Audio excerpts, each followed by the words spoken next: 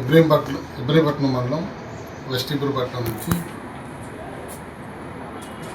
మామిలిపల్లి శివకాంతి కుమార్ అనే అతను మనకు ఒక కంప్లైంట్ ఇవ్వడం జరిగింది. ఆ కంప్లైంట్ ప్రకారం సారాంశం ఏంటంటే, ఇతను యూకేలో ఉన్నప్పుడు వీసా గడువు అయిపోతుందని చెప్పి డిస్టినీ కన్సల్టెన్సీ అనే ద్వారా వీసాని రెన్యువల్ చేయించుకుందామనే ఆలోచనతో వాళ్ళని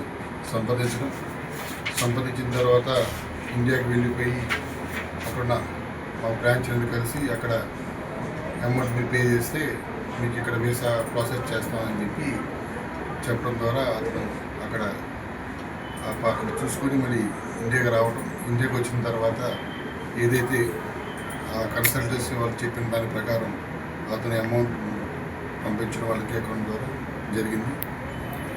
కొన్ని రోజుల తర్వాత అతను పంపించిన అమౌంట్కి కానీ ఇటువంటి వీసాలు కానీ రాకపోవడం, అది ఫేక్ అని తెలిసి అతని నిమిషాలు సంప్రదించినా కూడా ప్రాసెస్ అవుతుందని చెప్పి నెగ్లెక్ట్ చేయడం తెలిసి ఇంకా సమయం అయ్యే కొద్దీ ఇంకా అమౌంట్ అనేది రాకపోయేసరికి మన పోలీస్ స్టేషన్కి అతను పెట్టిన ఆధారాలు తీసుకొని మనకి రావడం జరిగింది.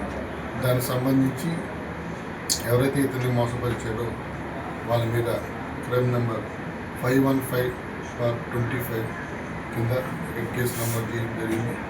దానికి సంబంధించి ఇన్వెస్టిగేషన్ చేస్తున్నాం. అంటే ఎవరెవరి మీద కంప్లైంట్? డిస్టెన్స్ కన్సల్టెన్సీ డైరెక్టర్ అని జాగలపూడి మధుకర్, అదేవిధంగా వాళ్ళ మిస్సెస్ రమానందన్, అదేవిధంగా ఇక్కడ గుంటూరులో ఉన్న వాళ్ళ నాన్నగారు చూసుకున్నారు.